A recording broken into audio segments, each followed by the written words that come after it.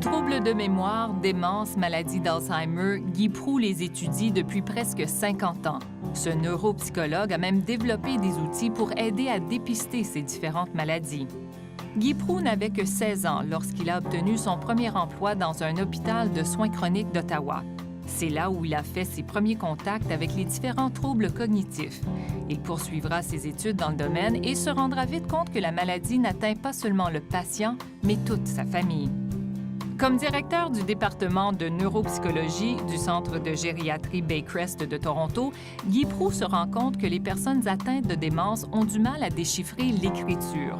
Il remplace donc les différents panneaux du centre par des œuvres d'art pour aider les patients à s'orienter plus facilement. Il y a quelques années, M. Proulx a fait une autre découverte, que souvent, une personne bilingue qui apprend sa deuxième langue plus tard dans la vie est à risque de perdre cette deuxième langue si jamais la démence ou l'Alzheimer s'installe. Le prochain rêve de Guy Proulx, mettre sur pied une clinique de dépistage et un centre de recherche pour venir en aide à ces francophones.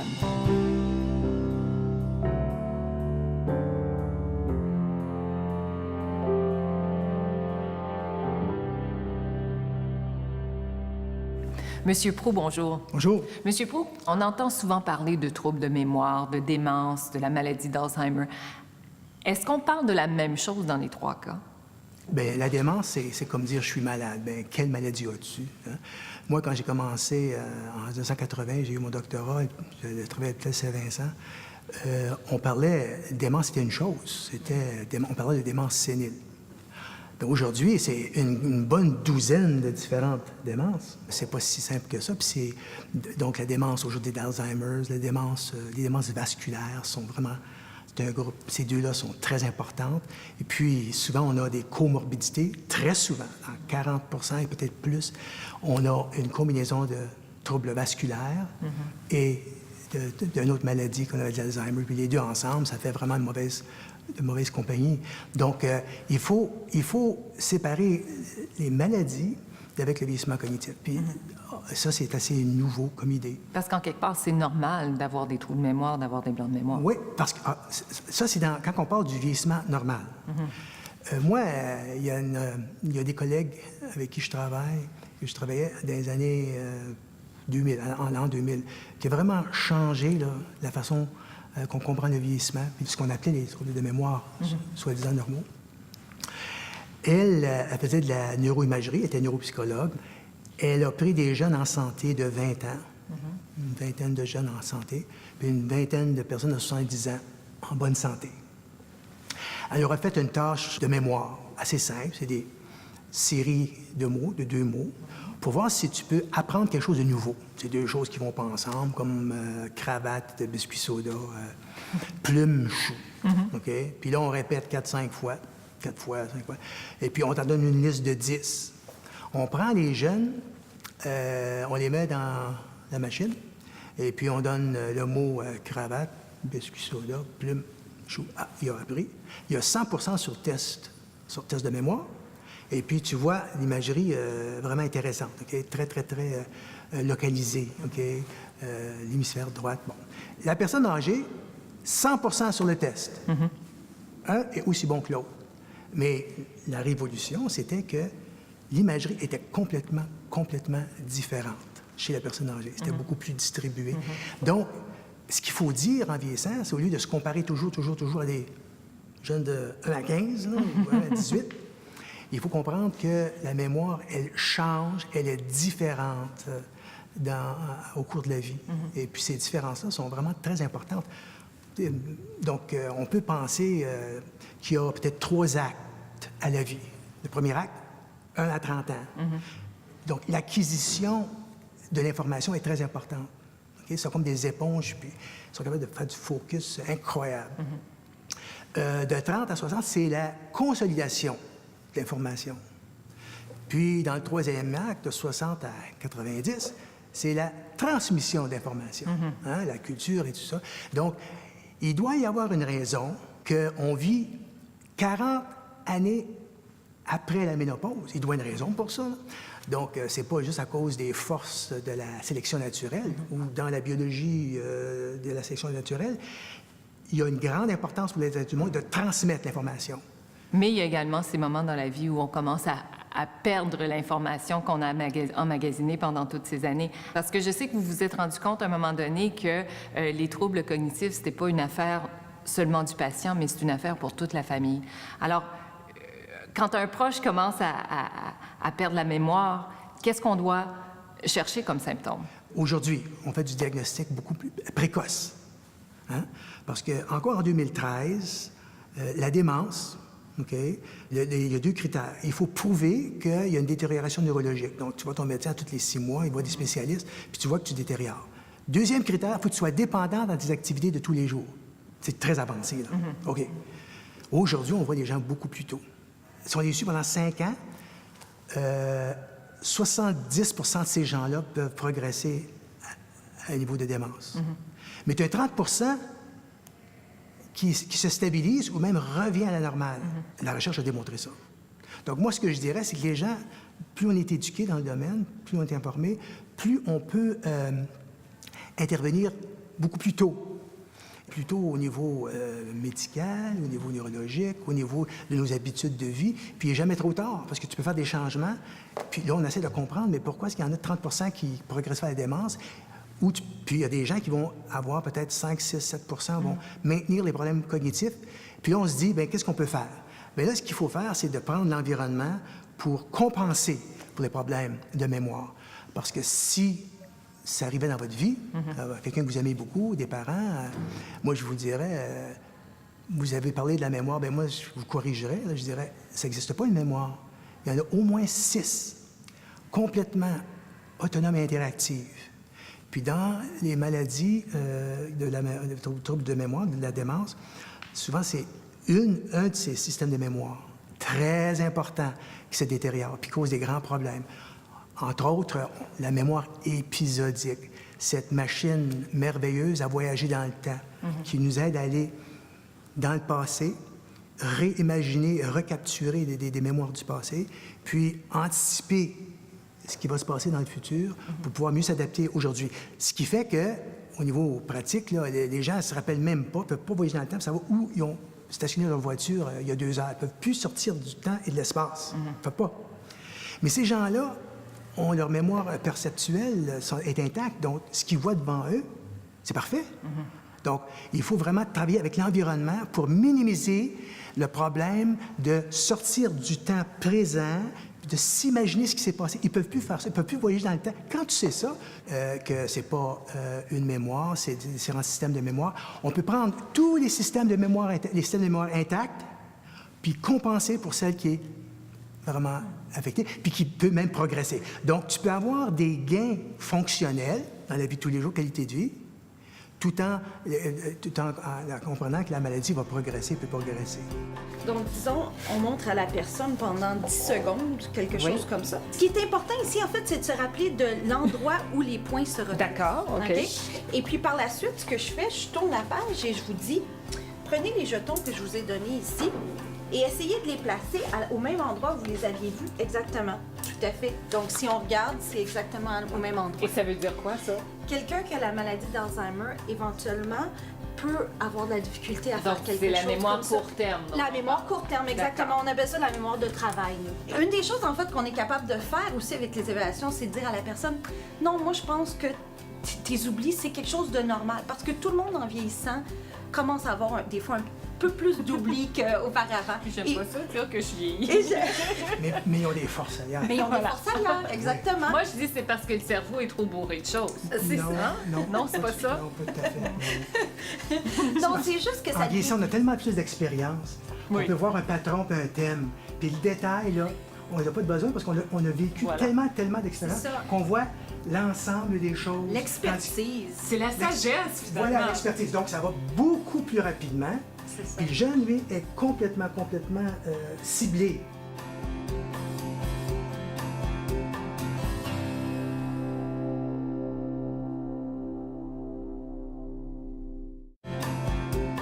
À quel moment, Monsieur Proulx, est-ce que vous avez décidé que moi, je vais devenir neuropsychologue? Oui. Ben, dans mon cas, c'est très concret. À l'âge de 16 ans, à quelques coins de rue de chez nous, il y avait un hôpital qu'on appelait un hôpital chronique dans ce temps-là. tout le monde avait des troubles neurologiques. Donc, c'était tout le monde du vieillissement anormal. Puis, j'ai eu un travail d'infirmier. Puis, j'étais infirmier, puis je voyais des gens qui avaient des troubles neurologiques de toutes sortes. Puis, des troubles démentiels. Elle est là pour ça. C'était chronique. Puis là, tu vois, ce qu'on appelait des patients, monsieur, qui avait un problème, un accident cérébrovasculaire. Il était paralysé du côté droite. Puis là, on m'explique, parce que j'avais le droit, j'étais infirmier, j'avais le droit au dossier, qu'il y avait eu une lésion cérébrale du côté gauche au cerveau. Dans ce temps-là, on parlait d'hémiplégie droite. Mais c'est bien plus qu'une hémiplégie droite. Je voulais savoir ce que ça voulait dire. Puis il y avait des médecins qui faisaient de la recherche, ils disaient, bien, c'est bien plus compliqué que ça, c'est pas juste une hémiplégie. Ça peut expliquer aussi ses problèmes de langage, parce que ce patient-là ne peut pas parler. Puis c'est moi qui le levais le matin, qui le lavais le matin, tout ça, pour le préparer pour la journée, parce qu'il était paralysé, tout ça, c'était sévère, là, quand même. Il y avait une chanson que je connaissais, une chanson de l'armée que Payson chantait, là, « En the Isle of Capri », je la connais par cœur. Il se met à chanter. Il ne pouvait pas parler, il était aphasique. Mais il pouvait chanter. Il pouvait chanter. Bien là, c'était incroyable. J'étais vraiment, vraiment, vraiment bouleversé. Moi, je me suis dit, je vais essayer de comprendre comment est-ce que le cerveau... Ça m'a fait l'intérêt, comment est-ce que le cerveau est capable de langage, est capable de mémoire, est capable de perception. Je voulais comprendre. Donc, c'était pour moi une fenêtre dans le fonctionnement des fonctions cognitives. Vous êtes un francophone d'Ottawa. Pourtant, les 25 dernières années, vous les avez passées ici à Toronto, bon, qui est quand même un milieu anglophone. Pourquoi vous avez fait ce choix-là? Ah, bien, c'est parce que dans mon domaine, en neuropsychologie, c'est dans le temps, les années 80, c'est un domaine qui est pointu. Et puis, il y avait à l'Université de Toronto un groupe de psychologues qui s'intéressaient à la neuropsychologie cognitive, des grands spécialistes de la mémoire. Donc, dans mon temps, il y a longtemps, quand je suis arrivé en 86, il y avait peut-être 15 ans entre ce qu'on savait, ce qu'on pouvait appliquer en sciences, dans les sciences cliniques. Puis moi, mon rêve, c'était d'essayer de réduire cet écart, puis travailler avec ces gens-là pour mieux appliquer puis faire une différence dans la vie de tous les jours chez ces gens qui avaient des troubles de mémoire. Le fait de travailler en anglais, ça vous a pas dérangé? Non, parce que la science, le cerveau, tout ça, c'est ni français ni anglais, ça appartient à tout le monde. Hein? Si le français, si la langue était tout dans le cerveau, tout le monde au Canada serait français. Puis il y a 6000 langues sur la planète. Donc, qu'est-ce qu'il y a de commun entre les gens qui parlent les 6000 langues? C'est ce qui m'intéresse. Le fait d'être bilingue, est-ce que ça a un impact sur nos capacités cognitives en vieillissant? Est-ce que c'est un avantage ou un désavantage? Le bilinguisme semble, selon les recherches, avoir un effet, comment dirais-je, modérateur. Mais tout comme tout apprentissage intensif, sérieux, c'est pour ça qu'il y a une grande corrélation entre l'éducation puis souvent l'apparition des symptômes de la démence. Mais si on revenait à cette personne qui, bilingue, a appris la deuxième langue, dans ce cas-ci l'anglais plus tard dans la vie, atteint d'une maladie cognitive quelconque, oui, perd sa deuxième langue, vit dans un milieu où sa première langue, donc dans ce cas-ci, est le français, qu'est-ce qui lui arrive à cette personne-là? Bien là, vous comprenez que cette personne-là a un problème dégénératif neurologique. Non seulement ça, ses capacités fonctionnelles, parce que les gens ne s'accommodent pas, ne font pas des accommodements, puis essaient de minimiser le problème, parce qu'il n'est pas dans un milieu culturel propice, détériore à ce niveau-là aussi. Donc, on peut minimiser, on peut diminuer de beaucoup, on peut faire des petits miracles si on entoure ces personnes-là avec un environnement très, très, très familier. Et puis, tous les automatismes qu'on a appris dans notre vie, tous les automatismes, si c'est pas autour de nous, c'est retenu. Les automatismes, ça relève d'un autre système de mémoire, la mémoire procédurale. Donc, si tu as Alzheimer, puis tu sais que tu as appris à conduire une bicyclette, tu peux conduire une bicyclette. Si tu as Alzheimer, puis tu savais jouer piano, tu peux jouer piano, parce que ce système-là est intact. Mais si tu as un trouble cognitif sérieux, OK, bien, tu veux avoir accès à tes automatismes. Tout ce qui a été appris, surappris, qui devient une habitude. Donc, c'est un autre système de mémoire qu'il faut aller chercher. Donc, même quelqu'un qui est complètement bilingue, a besoin de l'environnement, a besoin d'un environnement de soutien, qui peut comprendre qui la personne est. Maintenant, si je suis bilingue, puis est-ce que si je suis trilingue, ça améliore encore plus ou... Docteur, aidez-moi avec celle-là. Hein. Parce que moi, techniquement, je parle 3 langues. Alors là, j'en suis persuadé. Mais n'importe quel exercice cognitif qui est très développé et avancé, exigeante, va définitivement aider. Mais il y a des études par Ellen Bialystok, qui est professeur et chercheur à York ici, qui montre aussi que le début de la démence est retardé d'à peu près 4 années chez les gens bilingues.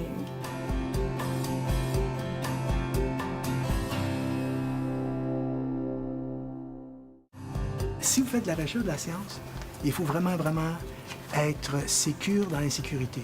Oui, d'accord. L'ouverture d'esprit, bon. Puis, donc, le dogmatisme, le noir, le blanc, c'est pas le domaine. Il ne faut pas aller en...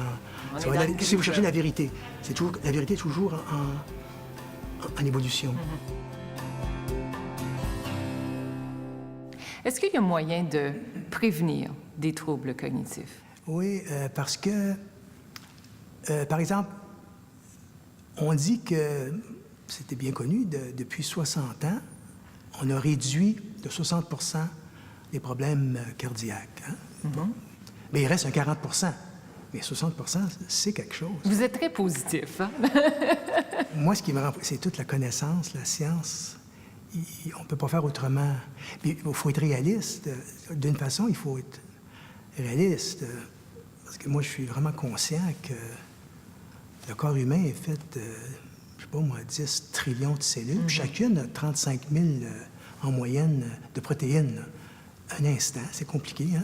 Puis le cerveau, c'est très, très, très, je dirais pas compliqué, complexe. Puis on commence vraiment à avoir accès à tout ça. Puis ce qui est bien positif pour moi, et vous imaginez, moi, au début des années 80, c'est quand il y a des gens avec des lésions cérébrales qu'on va aller voir ce qui se passe à l'intérieur. Aujourd'hui, on peut voir dans des cerveaux normaux. C'est incroyable. C'est difficile de ne pas être positif. Moi, quand j'ai fait mon doctorat, c'était avec des potentiels évoqués en neurophysiologie. Je vous donnais des stimuli au cerveau. Et puis, je pouvais analyser, moi, ce stimulus-là à 1 millième de seconde jusqu'à 300 millièmes de seconde. Pour que l'information au cerveau devienne conscient, c'est à 250, 300 millièmes de seconde. Donc, toutes les paroles qui sortent de ma bouche, puis qui entrent dans votre oreille, puis qui sont analysées à votre cerveau, ça prend 300 millièmes de seconde. Donc, on est calibré pour avoir l'air que c'est immédiat. Mais cette technique-là, vous saurez qu'au cerveau, 300 millièmes de seconde, c'est l'éternité. C'est très, très long. Donc, c'est difficile de ne pas être positif et enthousiaste. Bon, mais il y a un écart entre la connaissance et puis souvent les applications. Et puis, souvent, ce qu'on voit au cerveau avec ces machines-là, ça fait juste rendre les choses encore plus incroyablement complexes. Mais c'est pas rien. Alors, revenons avec la prévention. Qu'est-ce que je fais pour ne pas avoir des problèmes cognitifs donc là, plus tard? 60 pour les maladies cardiaques. Bon, bien là, on pourrait vous dire qu'il y a beaucoup de gens qui sont d'accord et qui diraient, écoute, donc, le 60 comment il est arrivé? C'est tout ce qu'on appelle les phénomènes épigénétiques. Tu as deux jumeaux, OK? Un fume la cigarette, l'autre ne fume pas. Pensez pas, vous, en fumant la cigarette pendant 30 ans, que ça n'active pas des gènes, mais c'est bien sûr.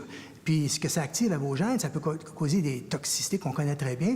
Et puis on sait que 50 des gens qui fument en meurent. Et puis la malbouffe, l'inactivité, bien, c'est la liste des petites choses. Ça, ce qui affecte l'épigénétique.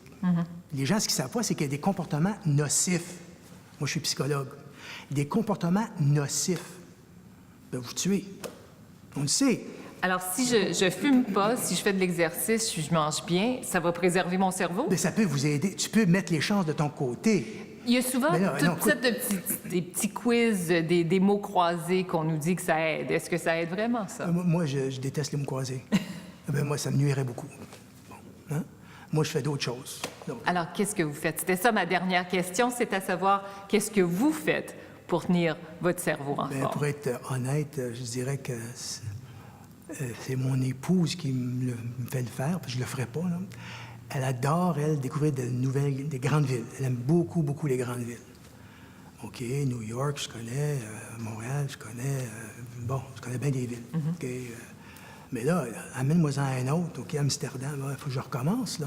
Et puis, on parle de tous les quartiers, puis on fait ça à pied, puis c'est à grand coup de, je sais pas moi, une vingtaine de kilomètres par jour, là. C'est merveilleux. Puis je vous mens pas, moi, quand je l'écoute, puis j'y vais avec elle, je reviens, je pète du feu en dedans, hein. Ça fait un bien énorme. Vraiment, je sens qu'il y a un rebond d'énergie. Mes fonctions cognitives sont vraiment aiguisées. Donc, moi, je préfère faire des choses comme ça. Et puis apprendre d'autres langues. Moi, je suis né dans un quartier italien. Puis, ça m'agace beaucoup que mon italien, je le baragouine. Donc, je voudrais vraiment... je le fais, j'essaie. Je vais en Italie, ça va de mieux en mieux. Puis, quand j'aurai plus de temps, il va être moins baragouiné. Je vais parler 3 langues, le français, l'anglais puis l'italien, un aussi bien que l'autre. Et puis, parce que ça fait partie de qui je suis. Monsieur Prou, merci beaucoup. Oui.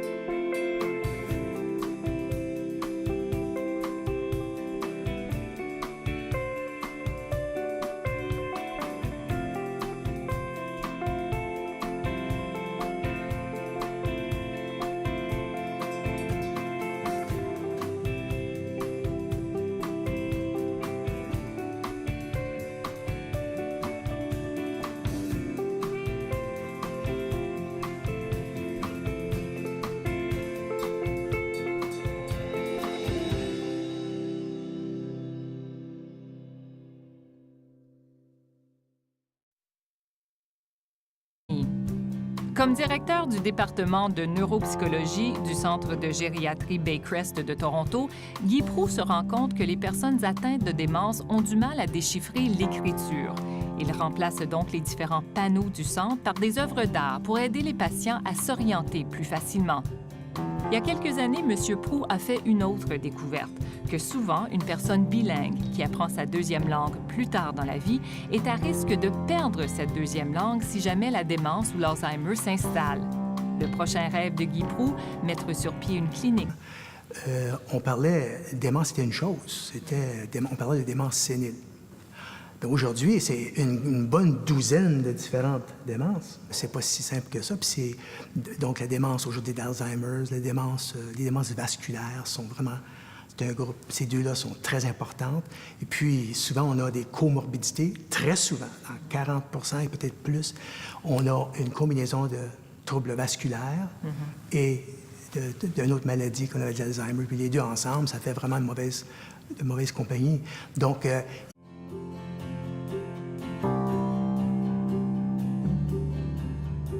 Troubles de mémoire, démence, maladie d'Alzheimer, Guy Proulx les étudie depuis presque 50 ans.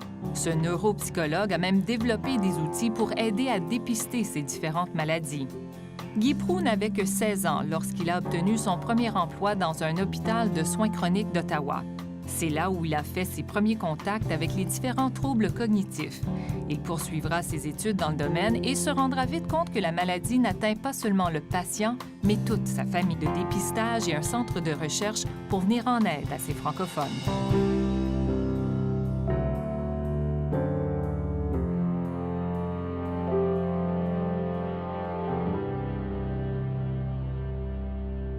Monsieur Proulx, bonjour. bonjour. Monsieur Proulx, on entend souvent parler de troubles de mémoire, de démence, de la maladie d'Alzheimer. Est-ce qu'on parle de la même chose dans les 3 cas? Bien, la démence, c'est comme dire « je suis malade ». Bien, quelle maladie as-tu? Hein? Moi, quand j'ai commencé en 1980, j'ai eu mon doctorat, j'ai travaillé à Saint-Vincent. Il faut séparer les maladies avec le vieillissement cognitif. Puis ça, c'est assez nouveau comme idée. Parce qu'en quelque part, c'est normal d'avoir des trous de mémoire, d'avoir des blancs de mémoire. Oui, parce que ça, c'est quand on parle du vieillissement normal. Moi, il y a des collègues avec qui je travaillais dans les années en l'an 2000, qui a vraiment changé là, la façon qu'on comprend le vieillissement, puis ce qu'on appelait les troubles de mémoire, soi-disant normaux. Elle faisait de la neuroimagerie, elle était neuropsychologue.